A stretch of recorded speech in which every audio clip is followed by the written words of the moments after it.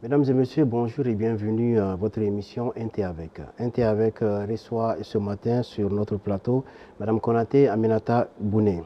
Elle est cadre de l'éducation nationale française. Elle est la troisième vice-présidente de l'Association pour la promotion de la langue et de la culture soninké et membre de la Confédération internationale des associations soninké. Elle est aussi chevalier de l'Ordre national du Mali. Madame, bonjour et bienvenue sur notre plateau. Bonjour Monsieur Sako. Comment vous sentez-vous depuis votre arrivée ici chez vous au Mali et quelles ont été vos premières actions déjà menées? Écoutez, je me sens très bien à chaque fois que je viens au Mali. Vous l'avez très bien dit, je suis chez moi. Donc je suis de retour à la maison, tout va bien. Alors les premières actions menées, nous avons rencontré M. Majou Sempara qui est le parrain de la première édition de la Journée internationale de la langue soninké. Donc nous lui avons apporté une distinction, un diplôme de reconnaissance pour son soutien, pour sa participation à cette journée internationale. D'accord. Et en fait, vous êtes au Mali aujourd'hui dans quel cadre et pour combien de temps? Alors, je suis là juste pour quelques jours, en fait. J'étais là pour des affaires personnelles. Le président en a profité pour me mandater pour aller voir Majou pour lui apporter cette distinction. J'en profite également pour faire quelques émissions, puisqu'hier soir, j'étais sur Africable. Aujourd'hui, je suis présente avec vous pour parler de cette opportunité qui a été cette journée internationale de la langue soninké, qui pour nous est une journée importante. D'accord. En deux mots, parlez-nous de cette distinction que vous avez donnée hier à Majou Sempara. Alors c'est un diplôme de reconnaissance. En fait, si vous voulez, cette journée a eu lieu le 25 septembre à l'UNESCO. Elle s'est faite avec les soninké, avec les personnalités soninké. Nous avons un parrain et une marraine, un parrain en la personne de Majou Sempara et une marraine en la personne de Soukaina Boubou Diabira, que je salue au passage. Donc si cette journée a été une réussite, c'est justement parce que nous avons été soutenus par des personnalités, par des personnes qui ont concouru à la réussite de cette journée-là. Donc il était important pour nous d'apporter cette distinction et de les honorer de la même manière qu'ils ont honoré la communauté soninké à travers le monde. D'accord. On sent déjà que vous êtes sur plusieurs fronts. Vous êtes entrepreneur, vous êtes actrice de changement par l'action, vous êtes un pilier de l'éducation française aussi. Mais comment vous arrivez à jouer, à mener toutes ces activités ensemble? Vous savez, on me pose souvent cette question et à chaque fois qu'on me pose cette question, j'ai la même surprise parce que pour moi, la polyvalence est féminine. Je ne connais pas une femme qui soit une seule, elle est multiple. Donc à partir de là, rien d'extraordinaire à ce que j'ai plusieurs casquettes. Et encore plus pour nos femmes africaines, notamment nos mamans, que nous avons vu faire beaucoup de choses. Alors il s'avère que moi aujourd'hui, mon cordon ombilical, c'est l'éducation. Mais tout ce que je fais autour est transversal. C'est l'humain qui est au centre de mes préoccupations. Mon objectif, c'est d'impacter positivement mon environnement et mon entourage. Donc à travers mes actions, c'est ce que je fais. Et c'est une organisation simple parce qu'elle m'arrive très spontanément et j'arrive à gérer ces choses-là depuis plusieurs années maintenant. D'accord, vous l'avez déjà dit dans vos propos tout de suite, vous impactez. Il y a certains qui vous qualifient déjà des femmes d'impact. Est-ce le cas selon vos expériences, que ce soit en Afrique ou en Europe? Alors je pense que oui, en toute humilité. Parce que les personnes avec lesquelles je travaille, les objectifs que je me fixe, jusqu'à présent, nous arrivons à les atteindre. Alors, il faut savoir que c'est des travaux collectifs. Je ne suis pas toute seule. Je ne suis pas une femme avec une baguette magique. J'ai un entourage aussi qui m'accompagne dans mes aspirations et dans les objectifs qu'on se fixe. Et c'est grâce à ça qu'on arrive à les atteindre. Oui, nous impactons.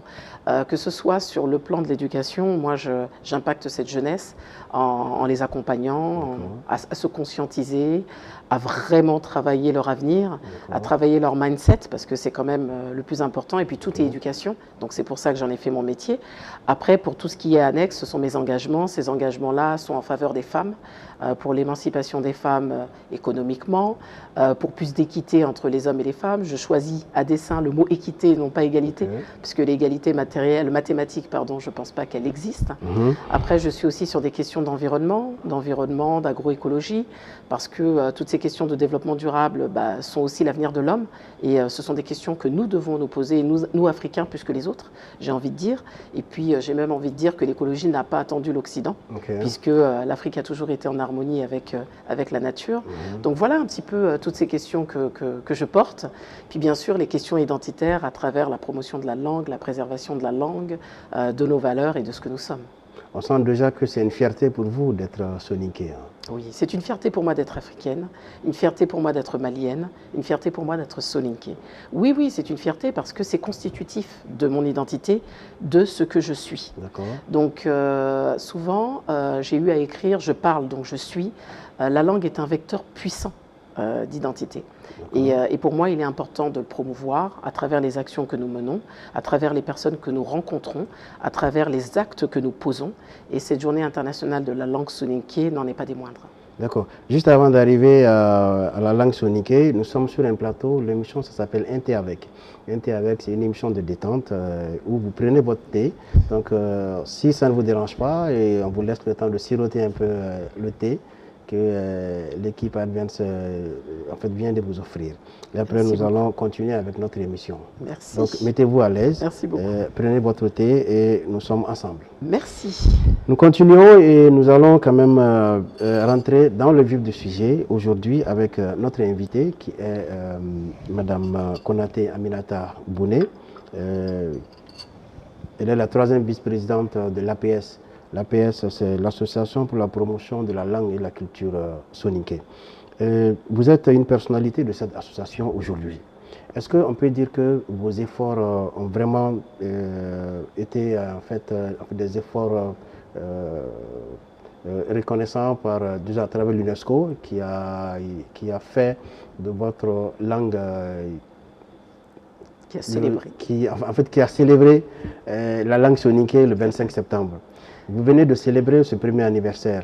Comment vous avez vécu cette journée? Alors avant d'arriver à cette journée, vous avez parlé de l'Association de la promotion de la langue et de la culture soninké. C'est une association qui existe depuis plus de 40 ans. Depuis plus de 40 ans, qui a eu en son sein l'un des présidents pour nous les plus importants, qui est Feu Djadji Soumaré, qui n'était pas le premier président, mais qui a été le président le plus impactant, incontestablement, et qui n'est plus là aujourd'hui. Donc nous saluons sa mémoire, puisque nous sommes dans la trajectoire de ce qu'il a fait. Aujourd'hui, l'actuel président est Ousmane Bokar Diagana, donc, qui en est à son 2e mandat, qui fait des choses aussi très bonnes, puisque je suis dans son équipe. Et honnêtement, il est important de saluer ce travail de nos prédécesseurs, parce que nous, la 2e génération, nous arrivons en contrepoids et en complément de ce qu'ils ont fait. Mais ce n'est pas nous qui avons créé l'APS, donc il faut rendre à César ce qui appartient à César. Nos anciens ont posé les graines, ils ont posé les graines de ce vecteur puissant qu'est la langue, de la préservation de la langue. Ils avaient fait énormément de choses, des livres en soninké, ils ont lancé cette trajectoire et aujourd'hui nous arrivons avec cette plus-value qui est la nôtre, avec la plus-value d'avoir cette biculture, d'avoir bien sûr des positions aussi de cadres qui peuvent aussi nous accompagner dans ce travail-là. Et oui, au sein de l'UNESCO, d'ailleurs je remercie le président pour sa confiance, parce qu'il m'a chargé de la coordination de cette première journée au sein de l'APS. Et sans cette confiance du président et du bureau, je ne serais pas là devant vous aujourd'hui, bien que je sois la 3e vice-présidente de l'APS et de la Confédération. Et maintenant, en fait cette journée, comment vous l'avez organisée? Quelles étaient les activités? Comment en fait, les soninké ont vraiment participé à cette journée? Alors, avant de rentrer dans ça, je viens rapidement sur la genèse. À l'UNESCO, les projets sont portés par les délégations permanentes, c'est-à-dire les pays. Ce projet a été porté par la Gambie. Par la Gambie, le Mali et la Guinée. Voilà, le Mali n'a pas été en reste puisque le projet a été initié par le Mali. Il faut savoir que c'est l'ambassadeur permanent du Mali qui nous a soufflé cette idée. Ça a été porté par la Gambie, la Guinée nous a aidés, vraiment d'une aide incontestable. Les autres pays, la Mauritanie et les autres pays co-auteurs également, ont contribué fortement à la réussite de ce projet-là. Nous, association, nous sommes venus en appui. Alors, association, bien sûr, qui est une référence, puisque tout ce qui concerne la communauté soninké à travers la France et même dans le monde, aujourd'hui, l'APS n'a pas son pendant, c'est la structure de référence. Donc on s'est associé à ces différentes délégations permanentes pour mener à bien cette journée. Alors cette journée, elle a été pensée pendant 1 an avec des équipes que je salue aujourd'hui, avec lesquelles nous avons travaillé en intelligence, donc sur plusieurs temps forts. Un premier temps fort le matin, donc avec une cérémonie d'ouverture avec toutes les personnalités soninké des différents pays, Mali, Sénégal, Mauritanie et Gambie. parce que ce sont les premiers bassins où les Soninko sont établis. Donc l'une des personnalités a été le président professeur Dionkunda Traoré, donc du Mali. Une grande délégation du Mali est venue avec des membres du CNT, avec des anciens ministres également. Le représentant du président Adama Barrow de la Gambie, que je salue également au passage, en la personne de Moussa Dramé, qui a également pris la parole. Nous avons eu le professeur Abdoulaye Bathily, ancien ministre du Sénégal également, qui était présent. Et j'en oublie peut-être, parce qu'il y avait aussi une forte délégation de la Mauritanie. Donc toutes ces personnalités ont pris la parole le matin, aux côtés des personnalités aussi de l'UNESCO, puisqu'il y avait le président Afrique qui était présent également, et puis bien sûr nos ambassadeurs permanents et l'ambassadeur plénipotentiaire de la Gambie qui a suivi ces travaux et qui a dirigé ces travaux. Donc ça, c'était le premier temps fort. Le deuxième temps était un temps consacré à nos artisans et également à nos écrivains, parce que nous avons voulu montrer la culture soninké dans sa globalité. Une journée était beaucoup trop courte pour pouvoir faire tout ça, mais nous avons essayé en tout cas de voyager à travers ces différents temps, donc avec un vernissage de ce temps-là. Ensuite, il y a eu les mets soninké, la gastronomie bien sûr fait partie de notre culture en Afrique. Et chez les soninké, bah oui, le bassi, le huto on dit en soninké. Donc voilà, il y a eu plusieurs mets soninké qui ont aussi été mis à l'honneur. Et dans l'après-midi, nous avons laissé le temps au panel pour donner la parole à nos intellectuels également. Donc sur deux temps forts, un premier sur l'éducation, un second sur le numérique. Alors le numérique était important parce que aujourd'hui nous sommes à une époque où la préservation de la langue passe par toutes les nouvelles technologies et les outils de la nouvelle technologie. Et aujourd'hui, nous avons des professionnels en la matière qui créent justement, qui travaillent sur la langue, mais à travers le numérique. Donc nous leur avons donné la parole. Nous avons donné la parole également aux professionnels de l'éducation. À l'issue de ces deux panels, nous avons eu un temps qui était consacré au gala. Alors, ce temps de gala, c'est voulu aussi un voyage. Donc, avant d'entamer les galas, nous avons projeté la vidéo sur Feu Ganda Fadiga, qui était un griot très très important dans la communauté soninké, mais africaine en général. Et je salue ici au passage Mam Siafa, élu du 18e, grâce à qui nous avons aujourd'hui une place Ganda Fadiga. Donc voilà, un orchestre traditionnel également a pu officier. Nous avons nos chanteurs, nos danseurs qui ont également montré toute cette variété culturelle du soninkarou. Et nous avons clôturé avec les jeunes, avec la troisième génération, nos enfants, à travers une chorale. Donc ce voyage s'est voulu comme une transmission de la première génération à la deuxième et de la deuxième à la troisième. Donc pour dire que nous avons beaucoup d'espérance en l'avenir et que nous transmettrons le flambeau à la troisième génération pour que la langue ne meure pas. En fait, apparemment, le 25, vous avez créé des jaloux en français. Ou bien? C'est bien de créer des jaloux, non? D'accord, d'accord, c'est bien. Ça veut dire que déjà la culture et la langue soninké qui devient la deuxième langue africaine est reconnue en fait, par l'UNESCO. Félicitations à vous. Merci beaucoup. Maintenant, nous revenons à vous, surtout dans vos activités. On sait déjà que vous menez beaucoup d'autres activités, en dehors en fait, de l'association, en dehors de l'éducation en France. Vous avez créé une chaîne de salon de coiffure il y a 12 ans de cela. Est-ce que vous pouvez nous parler de cette chaîne de salon de coiffure? Alors c'est une chaîne de salon de coiffure solidaire. C'est dans le cadre de l'économie sociale et solidaire. Comme je vous ai dit, toutes les actions que je porte placent l'humain au centre des préoccupations.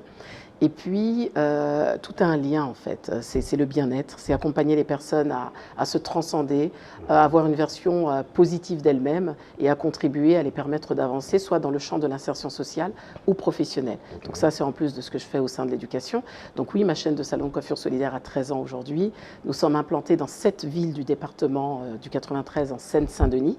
Et je ne suis pas peu fière de ça, puisque quand je parle d'impact, aujourd'hui, quand on a fait les 10 ans des salons de coiffure solidaire après le Covid, eh ben, on a touché plus de 1300 personnes, notamment des femmes, parce que 97% de notre public est féminin, bien que nos salons soient mixtes. Et depuis 2 ans, nous sommes à l'INSEP, l'Institut national supérieur des sportifs de haut niveau, à Vincennes. Donc tous les grands champions français que vous voyez se forment là-bas. Et nous avons ouvert depuis 2 ans à l'INSEP également. D'accord. Et est-ce qu'on peut aujourd'hui savoir en fait, le nombre d'employés que vous avez? Alors nous avons 7 employés à temps plein Et nous avons également des personnes stagiaires et des personnes en alternance qui naviguent depuis 12 ans, qu'on forme à nos côtés. Puisque c'est de la coiffure multiethnique, hein, donc on coiffe tout type de cheveux. Alors moi, je ne suis pas coiffeuse, donc je salue mes équipes parce que c'est eux les artisans, hein. Moi, j'ai créé le concept, je m'occupe de toute la partie partenariale et la gérance même du projet, parce que c'est mon projet, mais ce sont mes équipes qui mettent tout ça en œuvre et en musique. Et est-ce qu'il vous est arrivé de penser à créer une chaîne comme ça au Mali? Alors non, parce que moi je suis installée en France, donc bien que je sois très fréquente au Mali, je suis installée en France, mais si l'idée venait à quelqu'un, je l'accompagnerais volontiers en lui disant par où je suis passée pour pouvoir le faire. Oui. D'accord. Vous êtes au Mali pour un court séjour. Hein. Un court séjour, vous quittez le Mali, vous allez faire d'autres visites dans la sous-région. Tout à fait. Si vous avez aujourd'hui un message à lancer au peuple malien, au peuple soninké, en particulier, qu'est-ce que vous allez leur dire? Au peuple malien, je dirais tout simplement que nous sommes un peuple résilient et fort et qu'il faut qu'on le continue et qu'on le demeure. À la communauté soninké, je dirais que les enfants soninké qui sont à l'extérieur ne sont pas en reste, que nous portons le flambeau, qu'on a besoin de bénédiction et d'être accompagnés puisque nous avons encore l'intention de poser d'autres actes forts. Il faut savoir que les diasporas, en tout cas de l'Afrique de l'Ouest, sont à majorité composées de soninké. Donc c'est aussi pour ça qu'on arrive à poser des actes aussi importants et puis la structuration se fait au sein de l'APS. Donc aujourd'hui nous avons le projet du soninké au bac qui est un projet qui est déjà dans les tuyaux. Hein. Ça veut dire qu'il faut que les parents puissent dire à leurs enfants cette plus-value de la langue, vous allez même pouvoir la reporter sur vos cours puisque au bac vous allez pouvoir faire valoir cette langue qui est votre langue maternelle en la pratiquant. Donc ça c'est quelque chose d'important pour nous. Après on a aussi d'autres projets qui sont un projet de centre culturel, soninké également, donc, qui sera à destination de la communauté. Et puis vous savez que la CIAS, la Confédération internationale des associations soninké, dont je suis la 3e vice-présidente, porte un projet de banque qui devrait ouvrir très très prochainement, puisque la licence a été obtenue. Okay. Donc là, on lance un appel à nos entrepreneurs soninké qui se sont engagés à financer cette banque. Il ne reste plus qu'à. On vous attend. C'est ce qu'on a dit, en fait, le soninké, en fait, ils sont solidaires. Ils sont solidaires et aussi, en fait, entrepreneurs. Et on ne va pas vous laisser sans pour autant peut-être vous poser une question d'actualité. Vous voyez le Mali actuellement et quelle est votre analyse? Si on vous pose la question, comment vous voyez le Mali aujourd'hui? Alors vous savez, moi, je suis certes personne ressource de la diaspora malienne de France. J'ai eu à prendre des positions très très fortes lorsque le Mali était dans une situation beaucoup plus compliquée, hein, dans les années 2012. J'étais la porte-parole de la diaspora malienne de France et d'Europe à la conférence des donateurs à Bruxelles. Donc voilà, et je pense que si j'ai été décorée chevalier de l'Ordre national du mérite, c'est aussi par rapport à tout ce que j'ai pesé. Aujourd'hui, le Mali est dans un combat de souveraineté. Son combat de souveraineté s'accompagne de sacrifices. C'est pas évident, mais je reste persuadée que le meilleur est à venir. Je pense que nous sommes dans le droit chemin. La seule chose pour laquelle c'est un peu plus compliqué aujourd'hui, c'est que justement tous ces sacrifices s'accompagnent de sacrifices très très très importants pour les populations. Aujourd'hui, le secteur privé est en berne et ça c'est très compliqué. Aujourd'hui, tous nos artisans ont du mal à survivre. Donc je sais que c'est un cap à passer, mais nous on essaie de les accompagner au mieux avec les moyens qui sont les nôtres, mais on reste solidaires à distance et solidaires lorsque nous sommes présents. Merci. Je sais que vous avez quand même quelques mots de salutation à l'endroit de certains partenaires. Tout à fait. Donc on vous donne l'occasion. Alors en premier lieu, je saluerai toutes les personnes avec lesquelles nous avons fait ce projet-là. Okay. La délégation permanente du Mali, de la Gambie, de la Mauritanie, de la Guinée, de tous les pays co-auteurs. Donc je ne cite personne, mais bien sûr ils se retrouveront dans ces salutations. Le président de l'APS qui se trouve en Mauritanie actuellement et qui est également le président de la Confédération internationale des associations soninké du monde, également Ibrahima Diawara, qui est président d'honneur de l'APS, qui nous soutient, vraiment un soutien indéfectible de l'APS et de la cause soninké. Nous saluons également Mohamed Semega, qui est le président d'honneur de l'APS également, qui nous soutient également. Nos deux parrains et marraines, Madjou Simpara et puis bien sûr Soukaina Diabira. Et puis je salue toute la communauté soninké de France, du monde, et mes parents de Ragnaga et mon mari qui me soutient mon soutien indéfectible. Merci à vous. Merci à vous. Et mesdames et messieurs, merci à vous qui nous suivez depuis chez vous. Ainsi prend fin ce numéro de Inté avec. On avait comme invité ce matin Madame Konaté Aminata Bouné. Elle est la 3e vice-présidente de l'association de la promotion de la langue et de la culture soninké en France. Merci à vous. Merci d'être passé sur notre plateau. Merci de m'avoir reçu. Merci.